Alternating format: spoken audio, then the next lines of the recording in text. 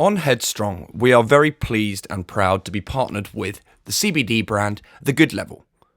Now, I've been taking CBD for about 18 months to maintain my mental well-being, but it's been very difficult to find a brand that I can trust because there's so many faceless foreign brands out there and you're not sure what you're buying or how it's sourced.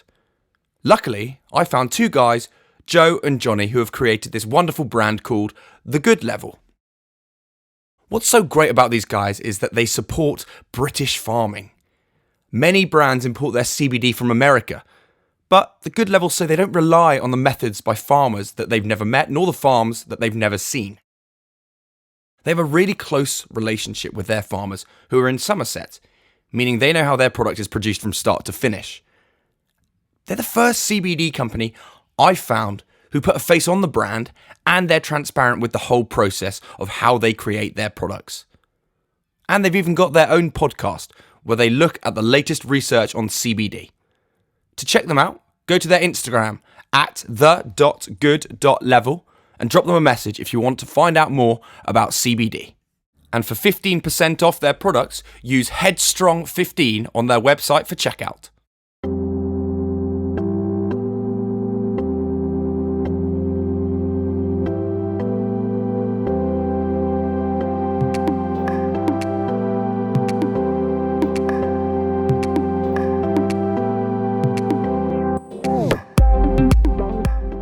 Welcome to this bonus episode of Headstrong.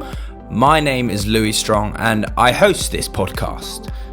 Headstrong is a podcast where I sit down with a variety of individuals in the public eye to talk to them about their lives and their careers, but notably their vulnerabilities and their experiences to inspire you, the listener, to understand what it means to be headstrong.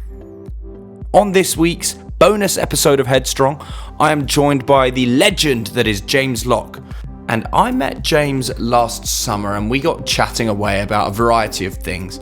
And now he's looking to get into the world of acting and some ideas that are coming along there. So I really hope you enjoy this episode of Headstrong with Lockie. I'm also delighted to let you know that Lockie is returning to your screens. The Only Way is Essex is coming back to ITVB on Sunday the 12th of September, so be sure to tune in to TOWIE. Right, Lockie, thank you for joining me on Headstrong. I'm kicking off every episode by asking every guest that comes on how they are by checking in with them. So I want to check in with you today. We're kind of, end of May, and let's check in with you. How are you doing? I'm good. I'm really good. I had a bit of a difficult start to the beginning of the year. I split up with the missus, with the ex-missus now. But apart from that, I think, something, when two people don't work, it doesn't work, And I'm feeling a lot better place now. I think she's in a better place. I'm in a better place. And looking forward to the future. Mate, absolutely. You've got to be able to look forward to something else. I mean, we will, if you're happy and comfortable to do so, talk about a couple of bits and bobs that have happened in your life, but have made you who you are today. So it's important to reflect on things in a positive way. And before we do dive into kind of TOWIE and the pathway of reality TV and into that spotlight, we need to go back to your childhood and Lockie as a kiddo. And I can only imagine what Lockie as a kiddo was like. That's quite the thought. Where were you born? I was born in East London. I was born in Whitechapel. And what did your parents do? My dad had a company. My mum just done odd jobs, just she done bits and pieces just to put money in her own pocket, really. When she used to, just to have a bit of money, a bit of extra money in her own pocket. My dad had a company, but we lived in East London. I spent all my family's from Hackney, so that's my foundation. That's my background. I spent part of my life in Dagenham as well, and that's how I got the link. Or to connect to Essex, and the only way is Essex, because Dagenham is like on the border of Essex, East London, if you like. It's not East End, but it's East London, so that's the link. Where was school for you then? From like kind of those middle years? Yeah, Wapping. I went to a school in Wapping. That's not near Tobacco Dock. Have you ever been back? What's that? Yeah, of course. All my family still, my nan and all that, they all live around there. A lot of my family still live around there. My dad's living in Hackney now, so I'm always in that area. I've got a lot of love. But have you ever been back to your school? Oh no, of course not. No, no, no. It's not there anymore. That school, that school, no, it's shut down. It's all like round up Wapping now, East London, like E1. It's all like multi-million pound apartment blocks now. All the Really? water now. Yeah, it's big money. So all the stuff like that is gone. How do you reflect on your time at school then? Did you enjoy it? You know what I mean? I think I enjoyed school. I think everyone enjoys primary school, don't they? It's all fun and games then. But as you get a bit older, it gets a bit more serious. I was a bit of a tearaway, as you can probably imagine. And yes, school wasn't my favourite. Can you remember what you did? What did you study? In school? Yeah. Listen, I can't remember that far back. I didn't study anything.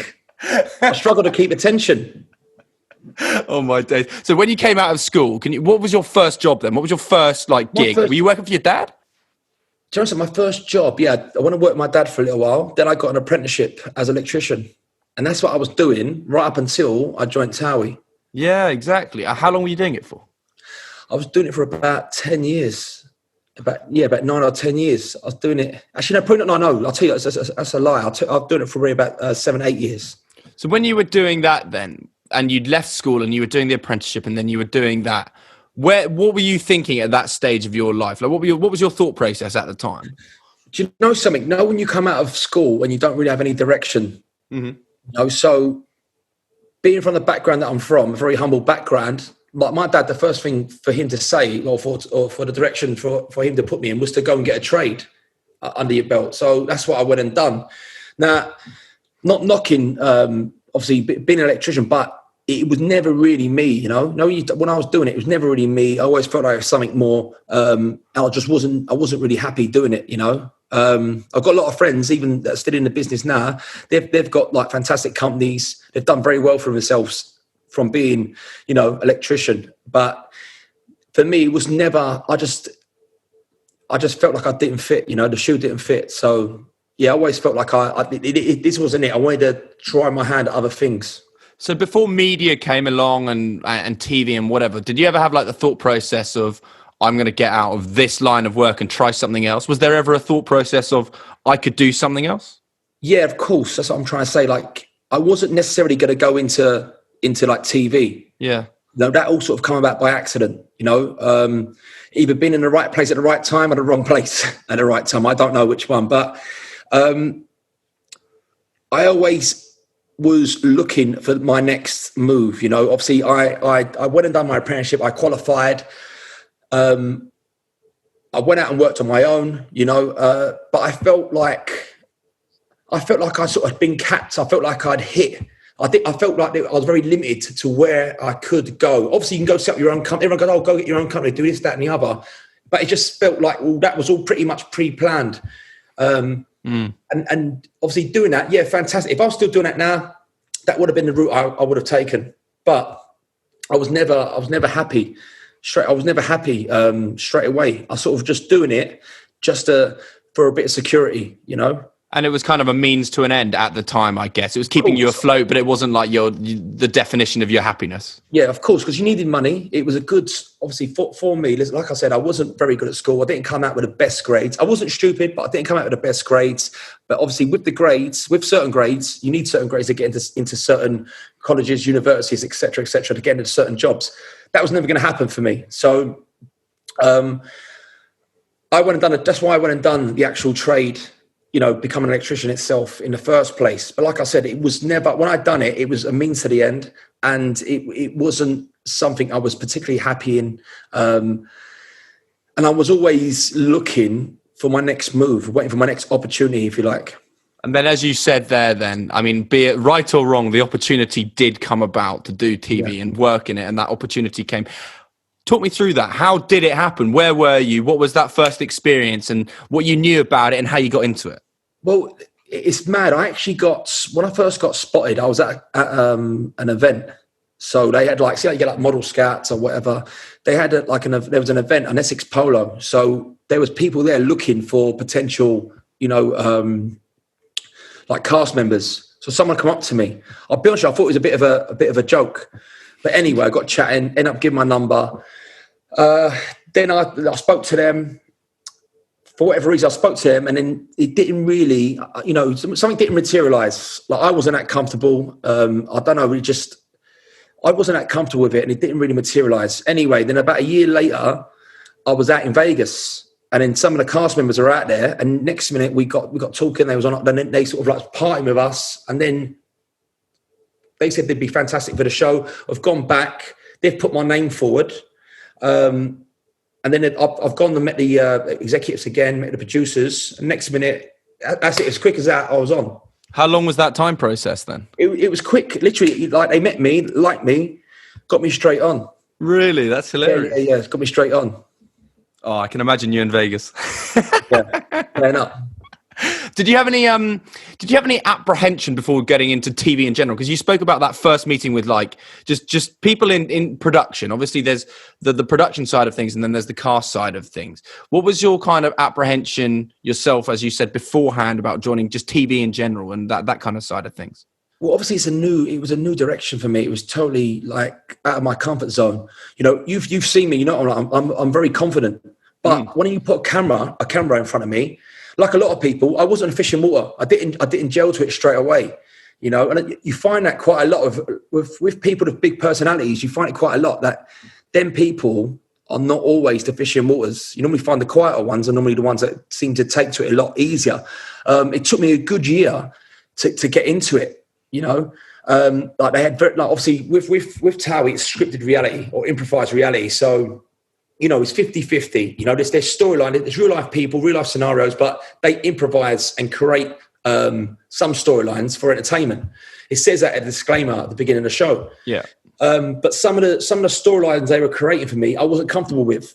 You know, so I didn't want to pursue them. And then when you don't want to, like, obviously with the producers, if you don't want to pursue them, then they're like, well, if you don't want to pursue them, then go. I was actually in danger. They was going to actually get rid of me in the first year. And then a few things happened. I sort of half saved myself. And then, then I started becoming more recognised, more known within the show. So, yeah, but it was something, it's not something for everyone. You know, TV, everyone thinks it's the answer. You know, a lot of people now get very, you know, they've got this mindset that TV is this fantastic,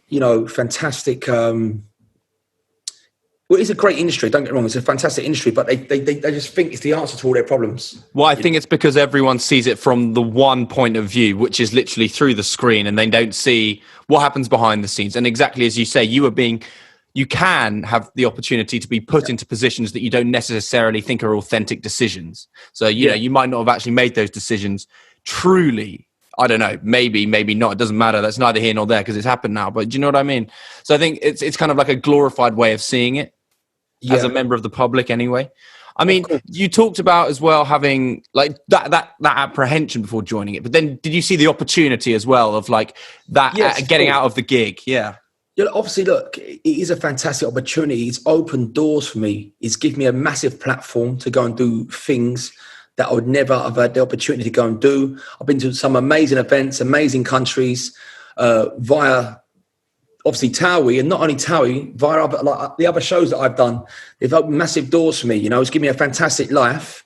There are loads of rewards, but there's pros and cons and everything, and people don't realise how much scrutiny, how much pressure you're under being in front of camera. They all think it's all parties and glitz and glam. It's not. You know, there's a lot of pressure.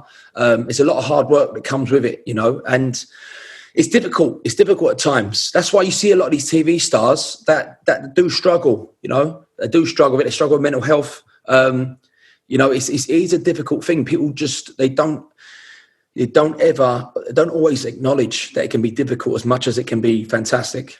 I mean, we'll definitely come on and talk about the spotlight side of things in a minute. But what I want to briefly talk about is kind of, because this podcast is rooted somewhat in mental health and emotions, because being put into reality TV, you do have to be able to talk about your emotions. And also it puts you in a difficult emotional position. Did you find that easy and natural talking from an emotional perspective when you started? Do you know something? It's not easy to begin with. But you get used to it. That's what I'm saying. Like when I first started, I found things a lot more difficult. You know, I didn't gel to it that easy. It made me feel a little bit uncomfortable. But as you as you gelled with it, it become a lot easier, you know. And you know something, somehow like therapeutic. It sounds crazy when you actually stand there, you're talking. You're not even talking to like a psychiatrist or whatever you want. You're actually just talking to your friends or the other cast members. But it actually becomes quite therapeutic. You're talking. It's like airing your problems sometimes. And obviously, with the shows like TOWIE, there's always a lot of drama. But that is what the show's about. It's the good times, it's the bad times, you know. But see, a lot of the time when you're going through like the bad times, you don't really air that. You don't air your dirty laundry, do you? When you're having your triumphs, everyone's fine with showing their triumphs. It's when it's the bad times. A lot of people, you know, have them behind closed doors. So when you having to do that on a national TV show, it does become quite difficult, you know. And I'm not saying it's never easy, and you can never ever, that can never become easy, you know. No matter how long, like I've been in this industry nearly 10 years now. That can't become easy. It's always going to be a difficult thing. Yeah, absolutely. Like you're putting yourself out there as well for other people's enjoyment at the end of the day. Like you're allowed to have days where you're not feeling 100% and up to it. You know what I mean? Exactly. I mean, vulnerability is actually, you know, something to be celebrated to an extent. You know what I mean? Physical and mental well-being are so important and come hand in hand. I'm incredibly proud to be sponsored by the CBD brand, The Good Level, who have well-being at the very forefront of what they do as a company and a brand. They offer CBD oils, balms and jellies, all of which are full spectrum and extracted by a cold press. Their oils are all made with extra virgin olive oil from Kalamata, and that makes them so much tastier than any other that I've tried before. Their balms have a fantastic smell as well, and are great to use on your skin or any pain you're experiencing. And of course, their jellies taste so great for any sweet tooths. They also have a commitment to sustainability, pledging to plant at least 500 trees every year, along with ensuring all their packaging is recyclable. So if you want to check The Good Level out, go to their Instagram page at the.good.level, where you can find out all about their products. And if you'd like a discount, feel free to use Headstrong15 at checkout on their website. I mean, we met Lockie out in Greece when we were allowed out in like 6 weeks when we were allowed out, and we were in a hotel. But the reason I say that is because that was when you were with your ex. And without wanting to dig up any dirt or whatever, and just talking about it like with reflection now and as kind of as men, I suppose, are you kind of able to put that part behind you now and like have this kind of like rational approach forward and reflect on it well? No, of course. Like, see, for me, like Yasmin is a great girl. I've got no animosity towards her. I know she's got no animosity towards me. We've got various businesses that we're still involved in together. It's just the fact that we are too similar. We clash. They say opposites attract. We are too similar, and we clash, and we wasn't good for each other. You know, we was actually making each other unhappy. And the last thing that I would want to do to someone that you love, and I'd always have a love for Yaz. Like I would always want to see her happy and do well. The last thing I'd ever want is for her to be, you know, unhappy. So you know, so there was moments out there that you could see there was cracks and stuff within the relationship. We had been apart we'd been apart for a year. We was together for 3 years, I think. Then we was apart for a year. We got back too fast. You know, we rushed things because me and her, like, I'm 100 mile an hour. You know, I should sometimes take my time with things, but I don't. We rush into things. And Joe's saying it started going downhill from there. But look, you know, saying, like I said, she's doing her thing, I'm doing mine, and obviously I want her nothing. I wish her nothing but happiness, you know, and she deserves it. I mean, that's something that I would say, though. It's like when you guys were there, though, you're infective. That's the thing. You want to hang around with you guys because you're fun. Yeah. And I get that, though, in terms of, you know, at the end of the day, not everyone is meant to fit together in this perfect scenario. Yeah. Do you know what I mean? No, of course. This is the thing. Like, we are the life and souls of the part. We are characters. This is the thing. Like when we go out, without, I don't want to sound like big headed, but we go out, and what got me spotted, what got her spotted, is that when you walk into a room, people do notice you. Then we're very much like the life and soul of the party. People do want to be around us, but it was like we're such big personalities. We used to clash. You know, we used to clash. We didn't compliment each other. We clashed. And that's what the problem was. And it was just, 1 minute we'd be one minute would be, life and soul, everyone's like loving life. And next minute we would just cause absolute murders. So it's just, but a lot of couples are like that. It's quite that's what made us so relatable. That's why people liked us. I think a lot of couples could buy into that. There's a lot of similarities. It's a very, especially in this day and age, it's a very difficult it's a very difficult time to live in, Oh, it completely is. And that brings me back onto the kind of the spotlight side of things. I mean, how do you approach relationships in general when there is a spotlight on them, regardless of the show? You have kind of social media, but that's one thing that you manage. But then you have the tabloids and press that are coming onto you that you can't manage. How do you approach that, and knowing that there's things that may well be picked up here and there? How do you kind of manage that yourself? Well, you can't manage that. It's part of it. That's one of the cons. That's one of the things that you sign up for. See, for me, I'm very thick-skinned, so I don't really ever overthink any headlines. I don't take it personally, and I don't overthink it. The journalists are just there to get a story. They're doing their job, and they're just reporting on what we're up to. You can't overthink it. As soon as you start overthinking it or thinking into it, you just cause yourself unnecessary headache. If you like, you've just got, in this industry, you've got to be thick-skinned. Otherwise, it will beat you. If you want to overcome it, you've got to be strong. I mean, we talk about social media as well, and what you can reveal, and obviously seeing it, what we deem as reality, and then what isn't reality. Where do you draw the line on privacy, on what you're happy to share?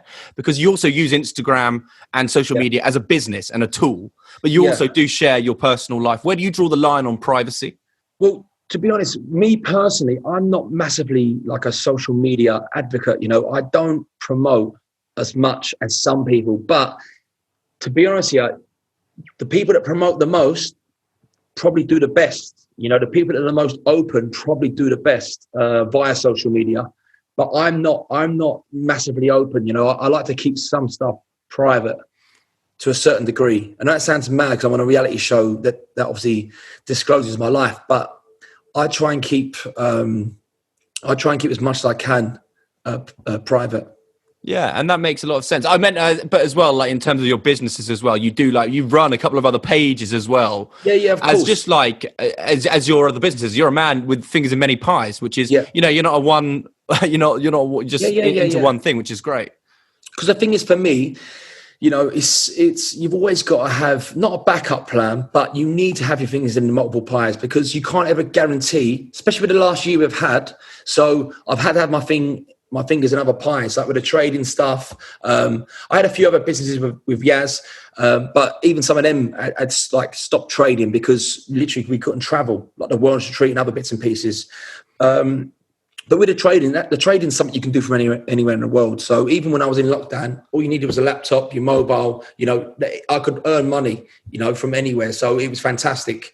But look, like I said to you, you can't ever rely on one source of income. No, for sure. And then you spoke about travel there, and something that I feel like I have to be able to talk to you about is obviously you did as work head out to Dubai. And as the form of work that you are in, that classified as work. Now, obviously, the government and indeed the public are easy to fire down because it's probably because it's reality stars and influencers, right? So that's an easy scapegoat. How do you reflect on that and not being taken the term influencer seriously? Well, do you know something? It's not, look, I can't speak for other influencers that are out there, but we actually had pre-planned it. We didn't just I remember speaking to you as well in August. You were like, we're going to Dubai. Yeah, because we had plans. We had business plans. I've got a lot of contacts. A lot of my friends, a lot of contacts are out in Dubai.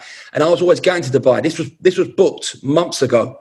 Months prior to December. Yeah. A lot of influencers had gone out there. Booked it last minute. Literally, they see the lockdown was coming. They all just fled to Dubai. It wasn't a fact. We just got tarred with the same brush because we was out there. So it is what it is, But like I said, I'm thick-skinned. Things like that don't really. It doesn't fade. Look, I can understand people's frustration, but I feel like the frustration was directed in the wrong direction. Yeah, I think again, it just comes down to the fact is they don't know the narrative behind why you were going, and particularly the fact that it was actually long pre-booked, because like I knew about it from when we'd met out in August. You know what I mean? So it's very difficult if you don't, because they only see one side of it. And obviously, if the tabloids are reporting it, they're telling you what you want to hear. Do you know what I mean? Yeah, you got to remember, you can't always believe what you read, you know.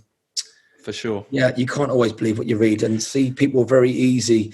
You know, sometimes people believe what they want to believe. So, and people, like I said to you, I can understand. I sympathise with people that people were frustrated. They was in lockdown, then they see us out there, you know, living our normal lives. So I can understand that. So it's not. I haven't got any anger towards people that, you know, were angry towards me. It's just one of them things. But there's always two sides to a story. Yeah, it is what it is. But. And having your finger in multiple pies then, I mean, as you say, that is important because things like literally the last year and a half been crazy in terms of life and everything. But let's specifically looking at influencers and reality TV. I mean, ultimately there must be, I don't know, because I guess nobody knows, but there's a finite amount of time in it, I suggest. What is the longevity in your opinion as a career in that? Well, do you know, so I've probably exceeded it by probably threefold. You know, a lot of influencers don't last that long within TV. I've been very lucky that that I'm liked, and, you know, I've been given multiple opportunities, and they've decided, obviously the TV channel like me, amongst others, and they've given me, you know, they've given me not just obviously TOWIE, I've had multiple different shows, and I've done very well from it, you know, and there's no signs of it slowing down. It's, if anything, I seem to be speeding up. There's more stuff happening at the minute.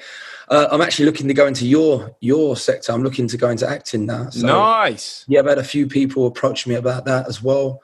So, you know, like I said, this all came back by accident. So don't get me wrong, I'd need acting classes, but yeah, of course. But yeah, I wouldn't mind. You might have to help me out. And mate, I'm on it. Yeah, I need to progress into that. I've had a few people approach me, a few producers already approached me about films and stuff, about writing me into parts and into films.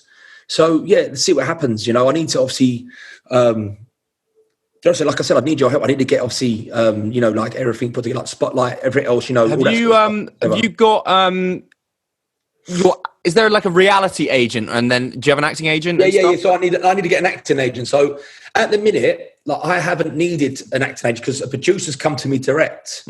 About some, he's shown me some of the films he's done. There's some quite, like, not bad films. They're not small budgets. They're still like 10 mil. Like, you know, they're still quite good films. They're not obviously Hollywood films, but they're good films, and it's a good start for me. Obviously, everyone always thinks I should go straight into EastEnders, you know, because of my background. But yeah, would you say no to that though? I would never say no to that. I think that'd be a great gig. Great opportunity, man. Yeah, it'd be a fantastic opportunity. I just know that I don't know, like, how they feel about reality. You know, a lot blending in. I know what you mean. Yeah, it makes it. I might have to take a bit of time out. You never know. I might have to take a bit of time out for reality before I try and, you know, cross over to the other side. But look, like I said, this is something. It was all very new to me. I've managed to make a career out of it for so long. Before I get too old, I wouldn't mind trying to progress and try my hand at a few other things. But yeah, there's actually now a lot of blurred lines in terms of what you can do. For example, you see a lot of singers going into acting. You see a lot of actors going into anything. Do you know what I mean? Yeah. I think there's actually a lot of kind of free reign into what you can and can't do. Sure, it might take a little bit of time of tweaking and allowing, I don't know, the dust to settle from that, because I know what some producers are like in terms of reality into like the screen acting. But again, nothing's impossible. And also, you, as I say, and you know as well, you're a likable person, so that's important. When you walk into a room, if somebody likes you, they're going to want you. No, exactly. That is the key. I want to talk to you about how we can use social media for the better, because the problem is, I feel like there's a certain generation that now is just using social media that is far too addictive. And like when you and I were growing up, I didn't even have a phone. Do you know what I mean? And like how times have changed in a matter of years. How can we now start implementing kind of beneficial change from an influencer side of things and perspective to be like a positive influence to filter down to the younger generation? Do you know something? It's a difficult thing, you know, because it's like there's so many different social media avenues coming out now. Like you said, when we was kids, we didn't have phones. We just used to play out in the street. Now it's very much like online gaming. You've got this, when you was online gaming back in the day, you didn't talk to anyone. You used to just play, you'd play yourself. or not play, you play against the computer, or you play your mate that come around and play with you. Now everything's done over the internet. You got things like TikTok, you obviously Twitter, Instagram, Facebook, of course, you've got all these like Snapchat. There's so many different social media avenues. It's hard to, obviously they're giving the people what they want, and that's very difficult because when money's involved, it makes you just carry on feeding it, won't you? Yeah, exactly. So when money talks, and it's as sad as that sounds, money does talk. When people are earning millions, billions of dollars, are they going to really? They don't really care. Let's be honest. It's not down to the influencers and that. It's down to the people creating. It's people that are a lot more intelligent, and they're a lot more higher up the chain, and they're creating these social media platforms. And that's the problem. The problem starts there. It needs to be, maybe there needs to be a new one, which is a lot more, I don't know. There needs to be one. There's a lot more fail safes within it. It's a lot more conscious of the problems within social media. Yeah, for sure. But look, like I said, it's well above me. It's well over my yeah, head. I know for sure. Now, something that I do know that you're very, very passionate about is going to the gym, working out, doing physical exercise. And I don't know if this is necessarily true with you, that it's kind of, in fact, maybe it is actually, like it keeps you switched on and kind of keeps you in the present and like keeps you in a good state of mind, I suggest, because you do work out a lot and it's just really good and clear for your mental health. I don't know. You seem like you're not too worried about like that side of things though. Do you know what I mean? No, it's more, do you know something? I think everyone has got stress from work and life. Everyone gets a bit of anxiety here and there, apprehension about certain things, upcoming jobs or whatever. So for me, going to the gym is more for a state of mind. It sets me up for the day. I like to go in the morning. It sets me up. It gives me a good mental well-being and status to like attack the day. More so than trying to look the part. It's not so, obviously it's fantastic to look well, like who doesn't want to look good? But at the same time, it's more for like a mental stability. Yeah, it's really, really important because they come in hand. Like, as you say, you come out of the gym after, if you didn't want to go do the session, you come out of it and you're just like, freaking hit it. Yeah, exactly. Yeah, you feel good. Yeah, absolutely. No matter no matter what you're going through in life, when you go to the gym, it always makes it better. Even when, listen, whatever problem I've ever had, as soon as I've gone to the gym, I feel 10 times better coming out of it. Because what a lot of people do is when they feel a bit down, I've done this myself. Like you don't feel great. What's the first thing you do? You think, I'm going to go have a drink. No, that's probably the worst. The opposite. Yeah. Is depressant. So you go and have a drink. Next minute, you feel 10 times worse the next day. Then you eat a load of crap food. Then you feel 10 times worse the day after. Next minute, after the week's gone, it's the weekend again. You stress yourself out because you ain't done nothing this week. And you're back out on the lash again. Is it important for you to have a good routine then for that mental stability as well? I like stability. I like routine. I think, listen, people, like human nature, you like routine. Routine, a good structure. But that makes it very difficult with what we do because you don't know when. I was going to say, how do you manage your structure then in your line of work? I try and give myself as much structure with the trading and with the going to the gym and other things that I do. It gives me structure. So when I've got no structure with the filming. It doesn't sort of unbalance me too much. Because I believe life's about balance. When you've got a good balance in life, I think that's the key, everything in moderation. No, you're absolutely right. So what does the future hold then? Now that we're coming out of things, what can we expect in 2021 and beyond? Well, like I said to you, I'm looking to, jump over to your side of things, try and pursue an acting career. Let's see how I get on with that. Obviously, I'm still going to stick to the reality at the minute because I do very well with that. And I've got some shows. I've got different shows and that are in the pipeline. I can't speak about yet. I've had a lot of calls. The phone's been ringing since I started opening. The phone started ringing, which is fantastic. The worst thing is to come out of this for a year and a half and then the phone don't ring, because you can get forgotten about very quickly in this industry. You're only as good as your last show. You can get forgotten about very quickly. But I've had loads of interest. Loads of things are happening. Obviously, I'm still on TOWIE as well. I'll be back for the next series of that. there's other shows in the pipeline with other channels or with ITV and other different channels and that. And like I said, I'm going to try and I'm going to try and do a film. I'm going to do a film, not try. I'm going to do it. What, you're going to do one yourself? No, I'm not going to make it myself. Like right. Someone's got a film. The producer. They're going to make a part. Yeah, they're like a producer, and they're gonna write me into the film. So mate, that's really exciting, and that'd be great to just get one under the belt as well, and just make your way into it. Yeah, start small and just build the credits. That's the thing. That's the key. Yeah. This is a question that I ask all of my guests that come on the show. What does the word headstrong mean to you? For me, headstrong means being confident in yourself. You know, being headstrong is being confident. You know, I think confidence is key as well. A key element to life. If you're not confident in yourself and in what you're doing, then who else is going to be confident in you? You know, you got to believe in yourself before anyone else does. Nice. I really like that. And I think my final question that I want to ask you is, what piece of advice would you give to somebody who's coming out of this lockdown and is feeling a little bit, you know, struggling with anxiety, struggling to get out of the house, work's not great, struggling to get to the gym? What piece of advice would you give to them? I would just say that things are going to get better. You know, I know that's an easy thing to say. Tomorrow's a new day. Things are going to get better. We've all been through a tough year. It sort of made it bearable. You know, I've had a tough year. I've lost a lot of money. Not saying life's all about money, but I've lost a lot. We've still got bills to pay. End of the day, I've lost a lot of money. I've lost a lot of work. You know, but you got to just stay positive. You got to look to the future. You can't dwell on what could have been. You know, it's what's happened. We're all in it together. It ain't just me or you. It's everyone. The whole world's been in it together. You know, so we're all sort of starting from scratch. It's now down to you just to stay positive, to stay headstrong, focus on what you want to do, where you want to be, and just go for it. You listen. Anyone can achieve whatever they want if you truly believe in it and you're confident in yourself. You can achieve it. Mate, perfect after dinner speaker.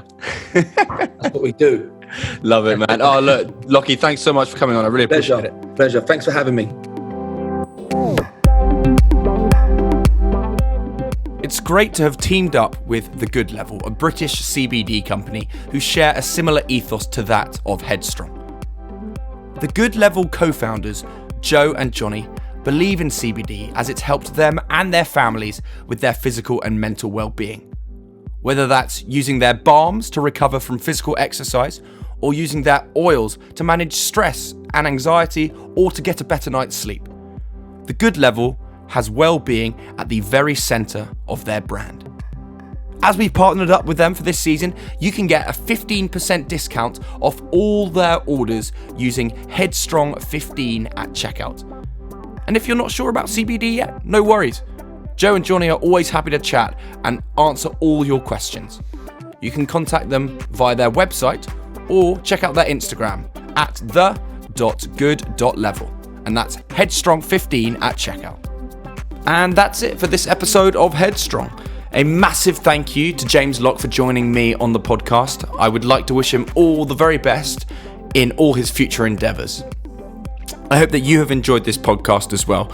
And if you have, please do leave a rating, subscribe, leave a review, and pass it on to your friends, your family, whoever you might think will enjoy this episode. Thank you so much for tuning in, and I will see you next week for another episode of Headstrong.